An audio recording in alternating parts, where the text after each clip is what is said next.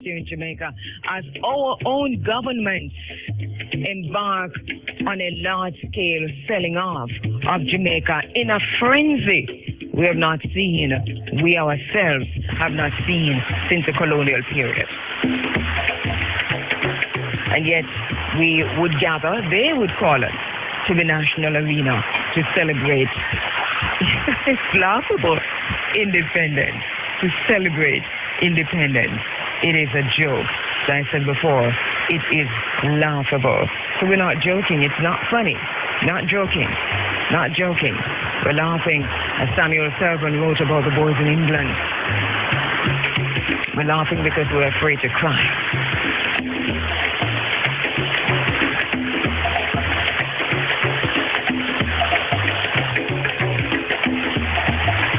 And the way in which the lands are being sold off, whether it's here in the Caribbean, here in Jamaica, or on the continent of Africa, we're seeing high levels of corruption involved in securing large-scale land deals. And this is documented. This is not me just picking something out of a hat. We're seeing changes in land use. We're seeing how big multinational corporations are altering the amount of food being produced for local markets, reducing the amount of food available for black people. We're seeing large forest areas being cleared as a way people have farmed for many decades have been ignored. So we're dealing now with issues of land rights, of gender, of water. Let's not forget that. Bilateral investment, because that's a big part of the situation.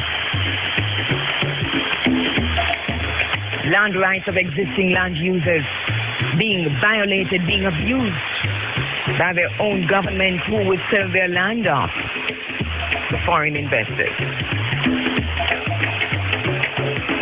In Africa, for example, and I think in the Caribbean, we're seeing where land deals are prompting great loss, not just loss of cultivated land.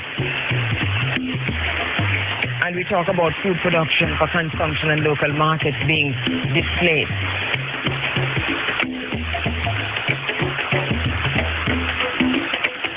But even where the land is not farmed, we understand that there are devastating impacts of land deals on pastoralist communities, especially in West Africa. Also in the Horn of Africa, I understand that the situation is really bad. Ethiopia, which was never colonized, is now being colonized, being presided over, this colonization of Ethiopia by Ethiopia's government. It's the worst in Ethiopia, in Kenya and in Sudan. Customary grazing lands across the continent of Africa are being sold off, being privatized.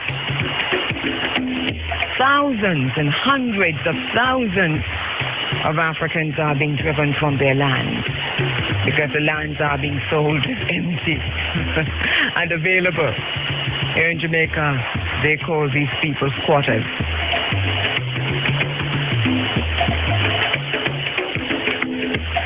And we want to look at some of the investors and who represent them, who the lobbyists are, because some of these investors are represented by some of our own people.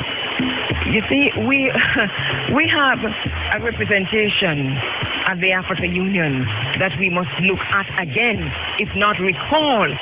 And the people of Jamaica, the African people, must have a say in who represent us at the level of the African Union.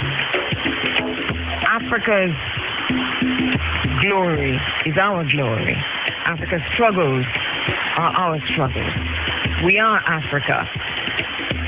And that understanding is enough to make us angry at the thought that a representative that are an individual who represents Monsanto and some of those other big energy companies which are raping the continent of Africa and the Caribbean, and also purports to represent us at the African Union. We must look at this again. The concern is, since the inception of emancipation, Jamaica has, in our pledge, said that we would stand up for justice and would be standing up for truth. Mm. But I can recall, about 2 years ago, I was in Clarendon, and on the front line, there was this bill, there was this headline, corruption bill stalled. Mm-hmm. Right? Mm-hmm. And what is happening, as far as I'm concerned, is that to be truly liberated, you have to eliminate corruption.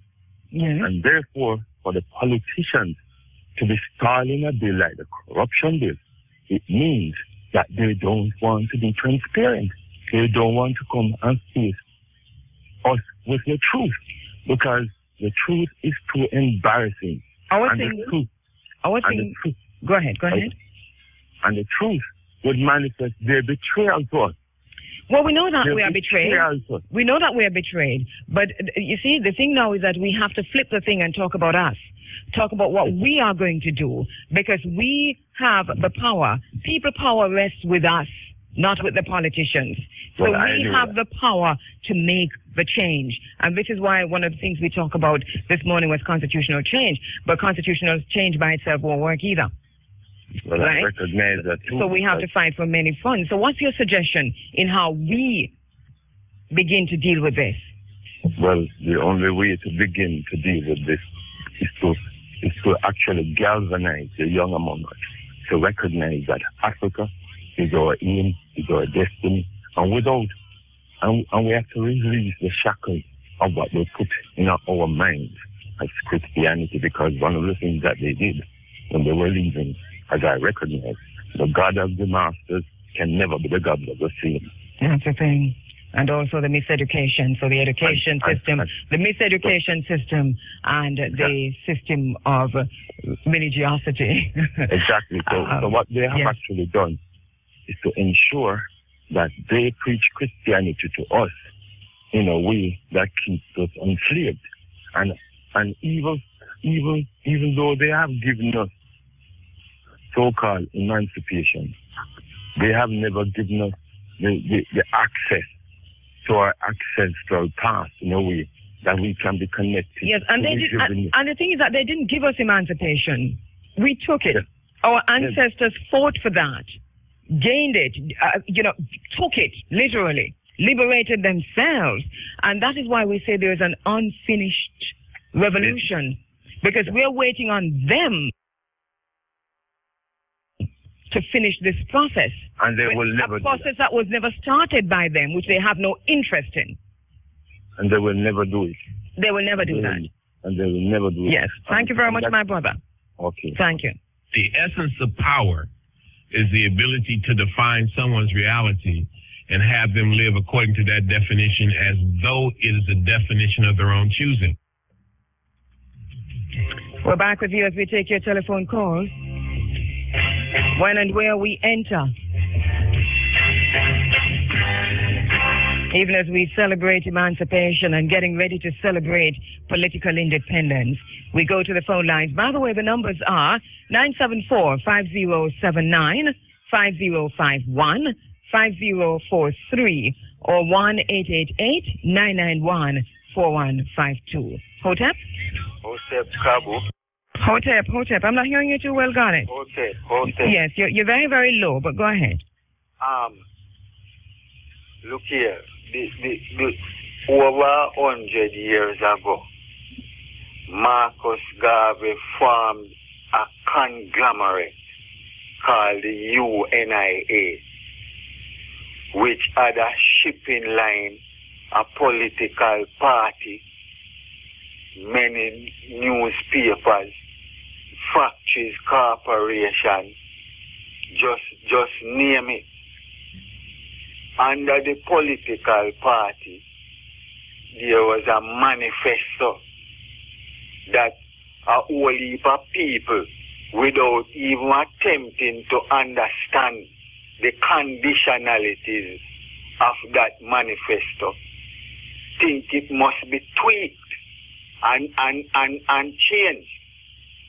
Now, the unfinished revolution that you talk about is unfinished, because nothing is easy in this life, and there are conditionalities that we must set for ourselves that we shy away from.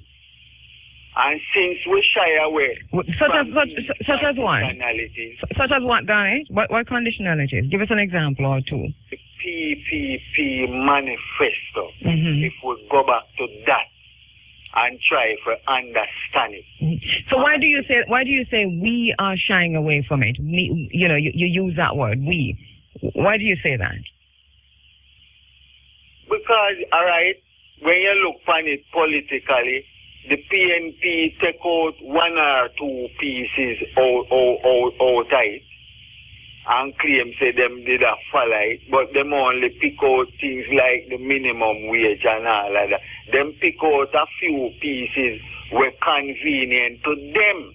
But the PPP was recently revived and is now a political party in Jamaica. Yeah.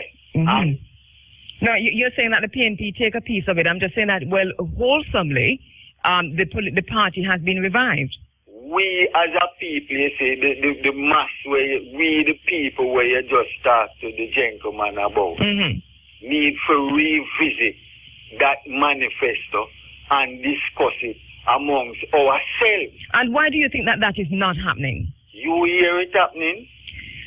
You see, because a lot of us are of the opinion that if it's not happening in the public sphere, if it's not happening on air, and many things that will will not happen in the public sphere or happen on air. But sometimes if it's not, some of the people inside the PPP about the manifesto, the first thing them start to tell you about tweaking and changing.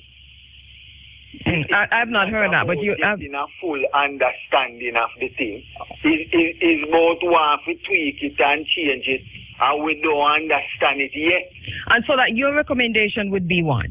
That we discuss it in our various black space, discuss it open, not in any secret, so that everybody can. And do you think that's being private and public and secret are on the same trajectory?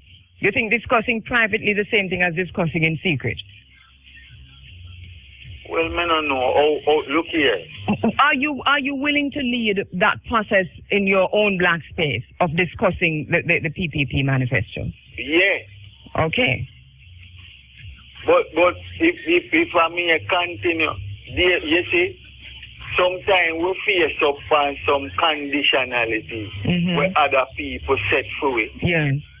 Other people are able to set these conditionalities for us because we don't set none for ourselves. Exactly. You see, we want to go through the incomplete revolution, can't get for complete because plenty people take a revolution for cotton candy. Well, I don't know why we end up across each other. I don't think that this is what we should do. I think that our jobs, and you have just said this, our responsibility, and this is why the question this morning is when and where we enter. When and where do I enter? Because it's been on the this is exactly what the program is about this morning. It is when and where I enter. Where I enter. So where do you enter is the question that we're asking this morning. Yes. Is going through this PPP manifesto. And I think that is brilliant. And there are many who are doing that now. So give the PPP a call and put that on the table. You see, it's about you and me individually this morning and not about them. Because I think we have done that for too long. And I'm not setting any conditionalities. All I'm saying here is that we must determine when and where we enter. And what does that mean for us and for the race? Well, award anything or take away anything from where you just say. Give thanks, my brother. Give thanks. Okay. Thank you for this.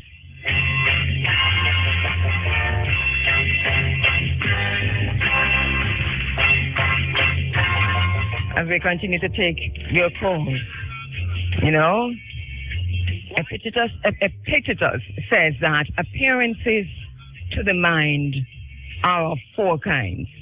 Things are either what they appear to be, or neither are nor appear to be, or they are and do not appear to be, or they are not and yet appear to be. A lot of things are not and yet they appear to be. Hotep?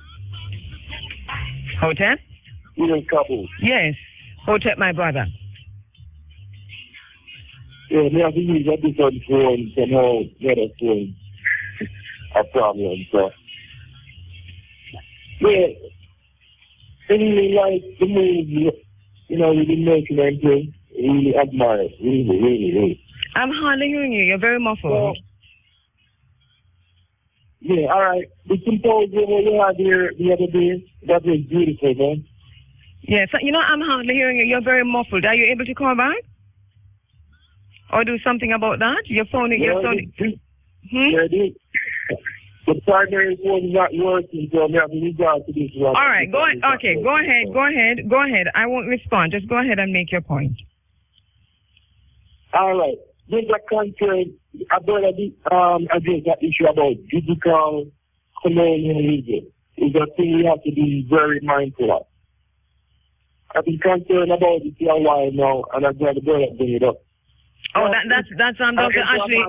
That was Dr. Ashley Hamilton Taylor at the think tank at Liberty Hall 2 weeks ago. He talked about the digital colonization, and you're so right. I was very happy that that point was raised also, and it's something we're going to follow up with Dr. Hamilton Taylor. But go ahead. Yeah, that was beautiful insight, man. Yeah. Because it's a thing what I see, you know. And I put my finger on it and I say, there's a problem here.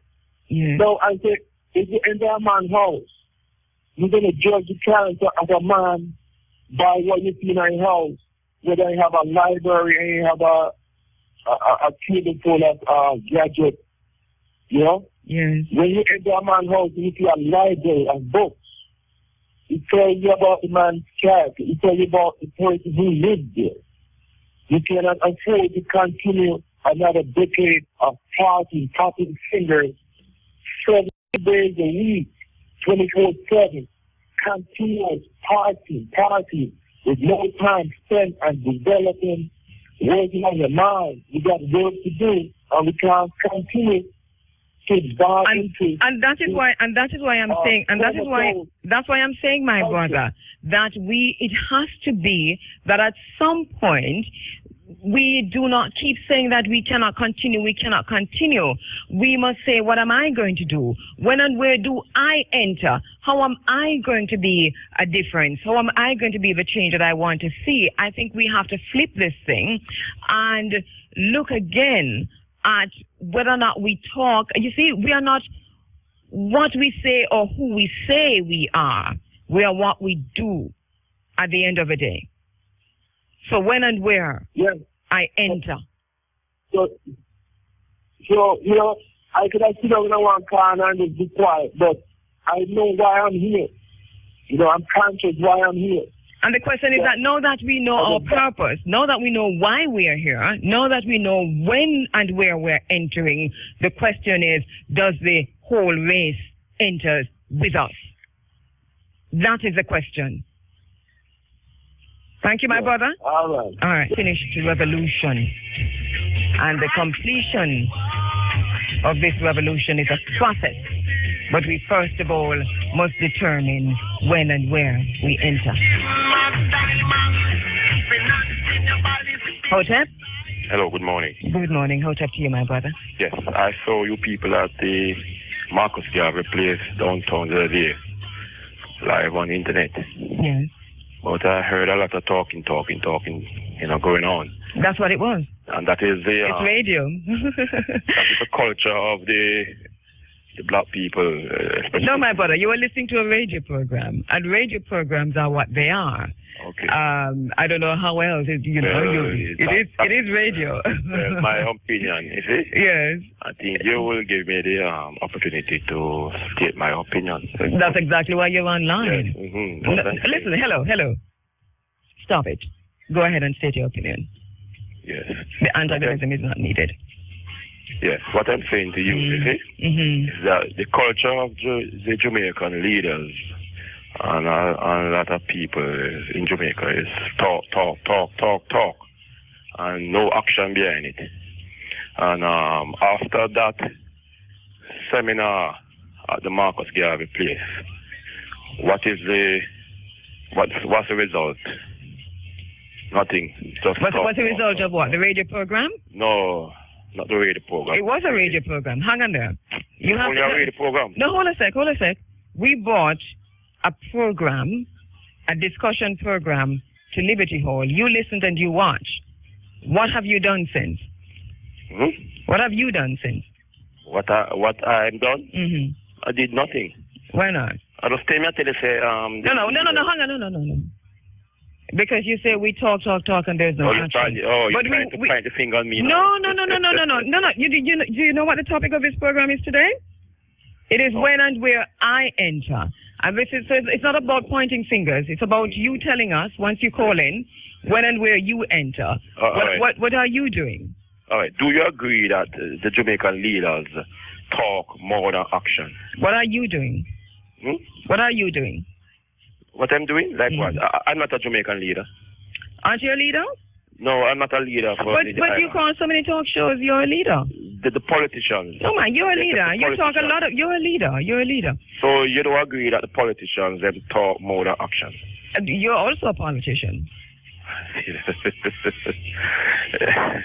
Oh, my Lord. So, I don't know much about you, but I hear you on a lot of talk shows. Well, maybe. Right. So I think you're a politician. Well, maybe I'm using the talk show to do to talk. To do something. What are you doing? Talking? But you have just said that people talk more than they act. Well, I heard Nita Bawoka talking a very important thing up there, about the airport and all that. Very, very, very good idea and all that. But Omar Davis just, Omar Davis doesn't look like him that interesting in it, So what I'm saying... What is your interest? When and where do you enter? But you're only talking about me. But that's what the program is. If you call this one... to talk about my... But excuse us then, all right? Yeah? Because one thing we know this morning is that if you call, you're calling to talk about when and where you enter. When and where I enter.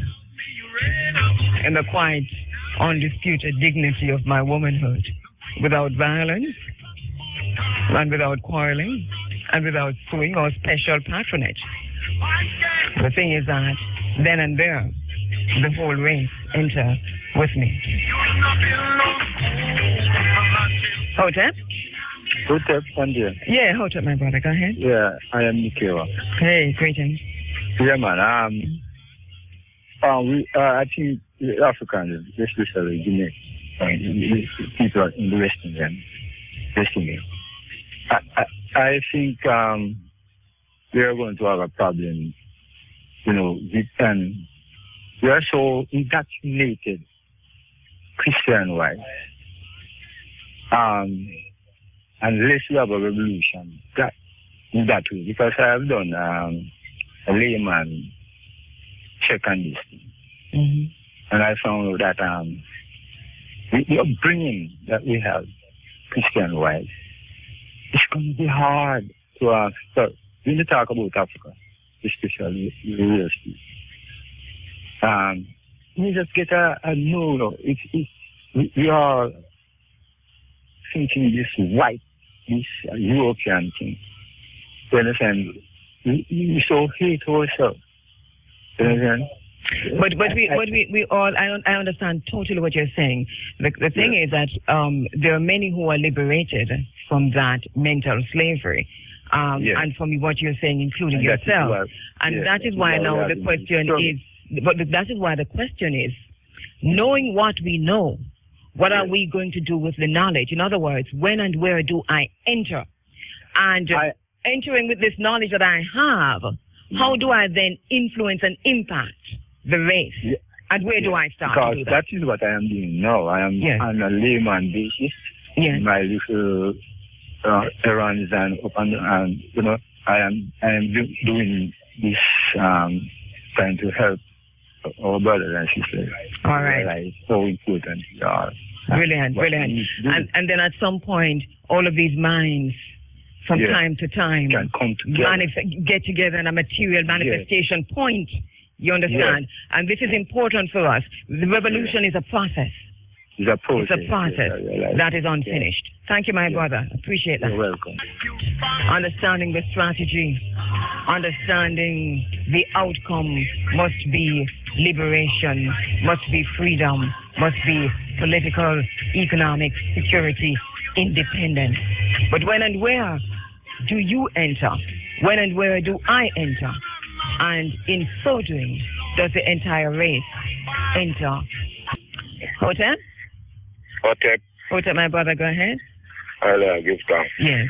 I just share a little experience, and I have read this emancipation celebration. Yes. The JCDC, which is responsible for such events, or a calendar event, this year they have the Clarendon leg of it. And the thing was done in a format of a gospel concert. Of course. And, you know, I'm saying the people, them don't know what emancipation is about. No. And they don't try to find out that people who know what it is don't see them as some foolish people. And I was on it to do some drumming and chanting. So that's why I was given a promo on the role that religion and Christianity play in the enslavement of the slave leading up to emancipation. And the Christian, them not making noise and live. I said, so they don't want to hear the truth.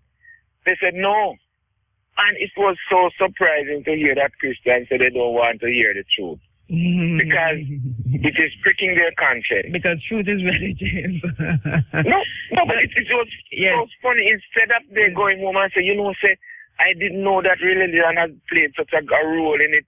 Yes. The people say they don't want to hear it because it has made them feel so guilty, even though none of them directly was involved in it. Yes. And that is just to show you the mindset of the people, because lack of education that the people know the truth. When they do hear the truth, it's coming like God will kill them if they sit down there and turn up there and listen to those things. And I am saying to JCDC, if you're having an emancipation vigil, then you need to do your search. If you don't want the research, my brother, it was deliberate. Changing emancipation this year, the Ministry of Culture was deliberate in their actions. It is part of the bigger picture of keeping our people enslaved in mental slavery. Because if you begin to celebrate emancipation, or if you continue to celebrate emancipation the way that you should, you will become critical thinkers. Yes. Right, and they don't want to make the people dangerous. Free. Yes, it's dangerous. And so that the question again that I'm asking, and I hear what you said, that you, Rasaiva and other brethren, entered in the church at that point. And so the question now is, where do we go from here? Where do we go from here? There is a duty of I and I who know the truth to keep sharing it with ones that they be able to do it, you know. Because if we don't do it, the people will not be able to even share or join us in the uphill struggle that we are going through. And it is nobody's responsibility but our own. It is my responsibility. It is your responsibility. That Simeon, when you are converted using the scripture, right back at them. When you're converted, teach your brother. All whom you meet daily. Yes. You need to do it as a part of your duty. Yes. Because if we don't do it, nobody else is going to do it. Yes. So more strength to that. Give thanks, my brother. Give thanks. Same time, we hold the state responsible because you see, when we do what we do in our little corners and in our black spaces, when we have done that and when we've been doing that for a while as part of the revolutionary process, this process for change, for full freedom, for complete liberation, to realize the promise of emancipation, that when we do that in our little spaces and our little places, there are many of us There are many of us to lobby the government, to hold the government responsible, and to demand that the government, in terms of its own responsibility, pay attention to us as majority black people, as majority African people in this country. Hotep? Good morning. Yes, Hotep, my brother. I've been listening to the program for a number of years. Yes. I think you're right track. I'm hardly hearing you. I'm saying, I think you're on the right track. I think you have committed your life to is a very good thing. But you don't necessarily have, what do you say now? About a year ago, I think you're a little bit insulated. A little bit? Insulated. Not easily accessible, because about a year ago, I submitted there was something I wanted your assistance with, something that would make a significant difference in a situation of injustice. Which is that? It's a matter I wanted you to, it's a case in a sense regarding an incident that transpired in New York, but it's still related, because everything that you talk about every morning, every Sunday morning, injustice is the foundation of your program. And it's a matter of, liberation. But liberation. Right, so you're saying that I'm insulated because I did not respond? No. I don't think the information came across your site, so to speak. Okay. I don't think you had access to it, because if you did and you were to take 10 minutes to review it, I think it would be of something of interest to you personally. All right, how did you send it? By email. To my address? I don't have yours. I was given one that was provided to me. All right, but I do give my address out. I do give out my email address every Sunday morning, which I'll do again this morning before the day is out, so that you can email me directly. But there will be so much. I'm just visualizing that there's so much things in the email. No, don't visualize that. I respond to every single one of my emails, usually within a week. Oh. Okay. That being the case, then I think you'll find this particular article quite interesting. All right. I look forward to it. Very well. All right. Like I said, don't lose faith in what you're doing. Sometimes I hear one caller saying that nothing is done, but he doesn't understand that these things doesn't happen instantaneously. No. You bring the facts to us, you tell us what is happening, and it's us the people now who need to mobilize ourselves to take actions against these injustices. I think you understand. I understand clearly what's happening, but they feel that the caller in question seems he wants you to lead a revolution, but that isn't your position. That isn't your place. It's us the people as a whole. It's not a single man thing. I think you understand perfectly, my brother. Thank you very much. That's a problem. You have a nice day. Yes. All right? We can come back to take your telephone call. When and where we enter, as we celebrate another emancipation, as we get ready to celebrate another Independence Day, what is the state of the African race? Going to go to a break. All right, as we go back to the phone lines. Hotep? Yeah, good morning. Yes, Hotep, my brother, how are you? Yeah, well, joyful to hear you, know? Yes, give thanks. Joyful to see they're in the capital city, Kingston. Yes?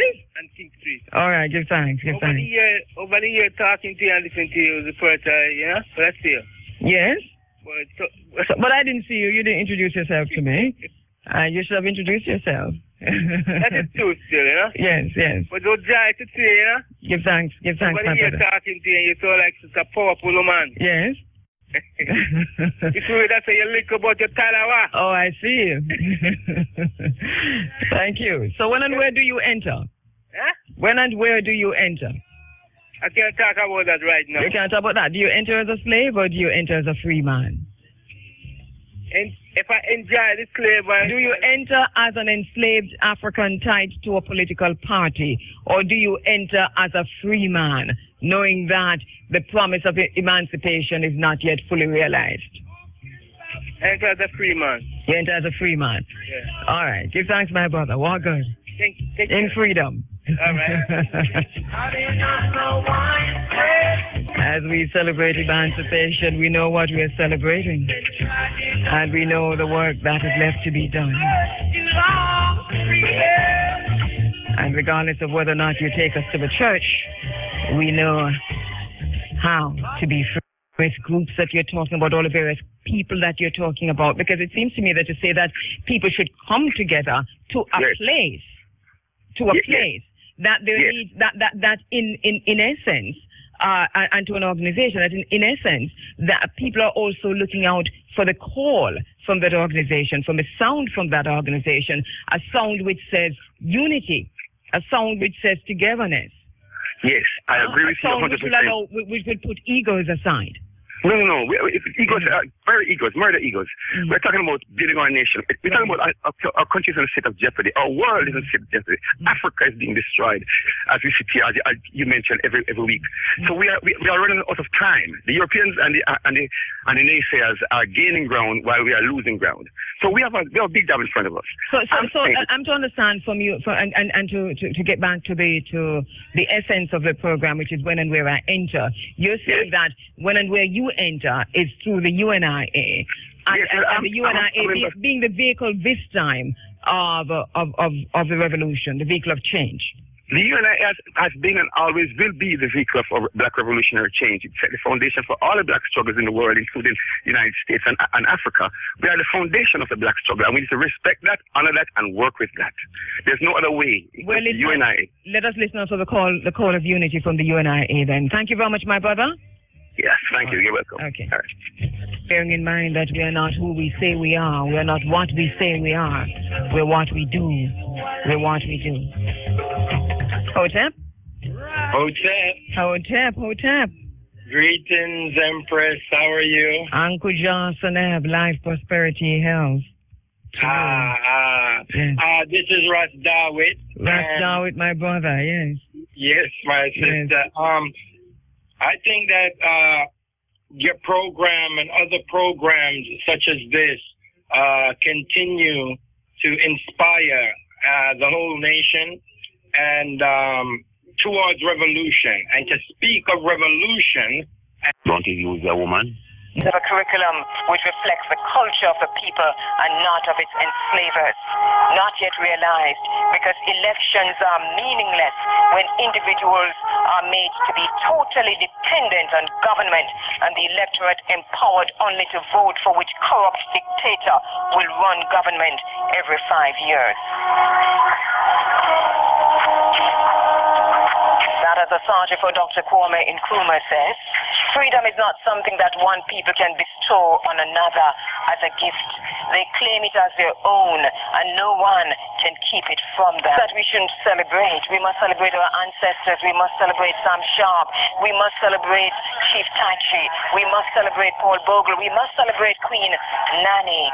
But we must do so understanding that there is an unfinished revolution that has not yet been achieved.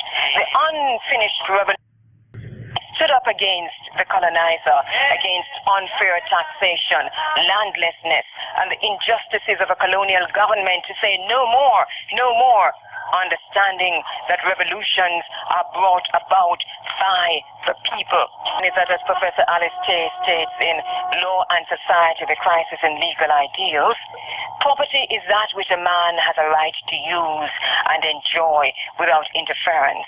It is what makes him a person and guarantees his independence and security. It includes his person, his name, his reputation, the land that he owns and works, the house he builds and lives in, and so on. These things are seen as his property in early law, because they are seen as a verification of his will, as a tangible, physical manifestation of his work and his personality. Yet without this right, all other freedoms are practically meaningless. The bottom line is, not only is this right of instrumental value to other freedoms, but it is also indistinguishable from the very notion of individual freedom. The bottom line is that the majority of the Jamaicans who have been celebrating festival, because that is how your freedoms are being redefined and represented to you by the Ministry of Culture.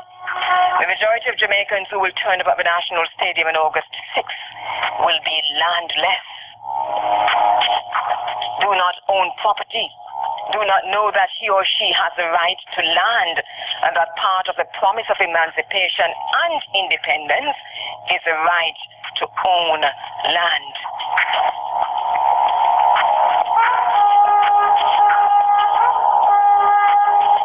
What are we to do with that knowledge?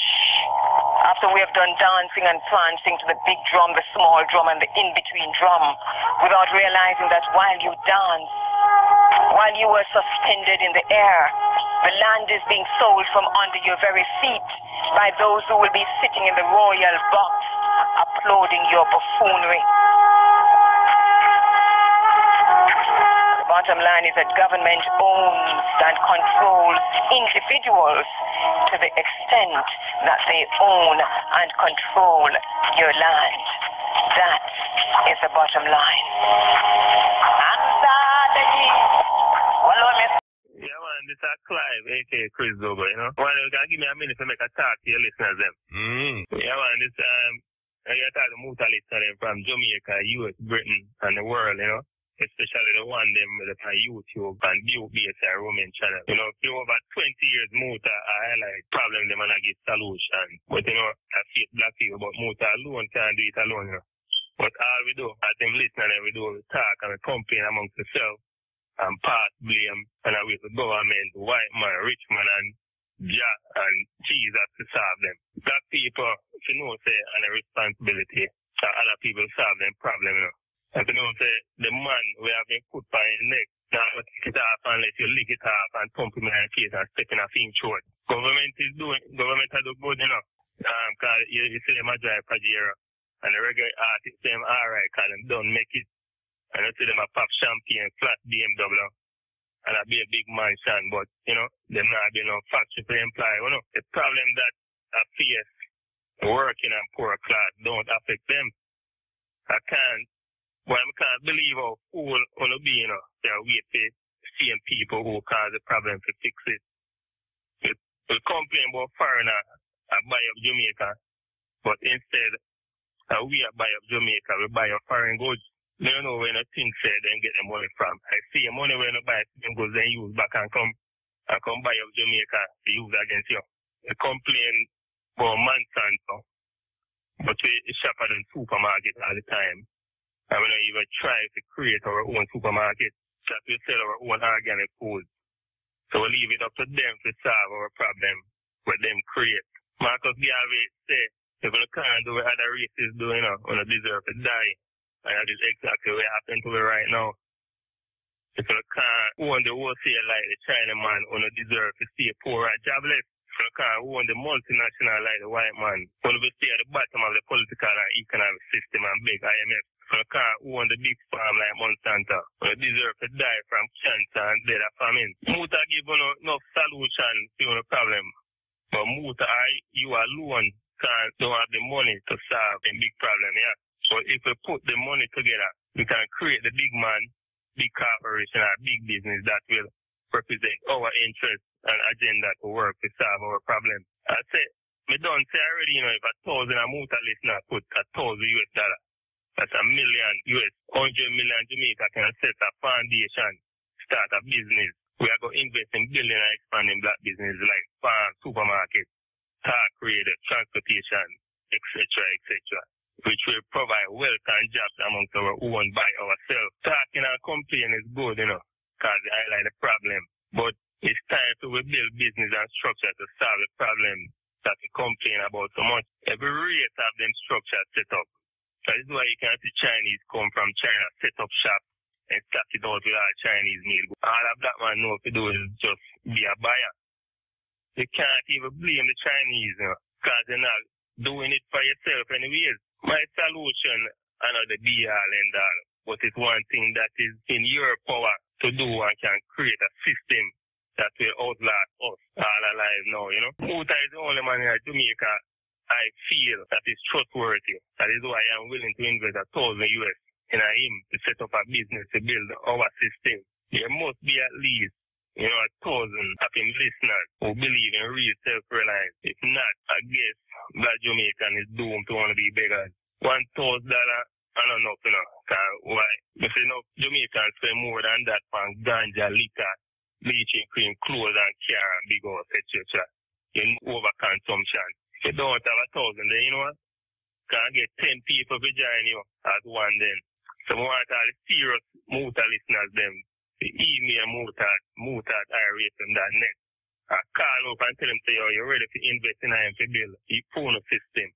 So that means want to the people in Muta. Blessed man, give thanks. That sounds serious. That sounds very, very serious. Very serious. I could have never run from that.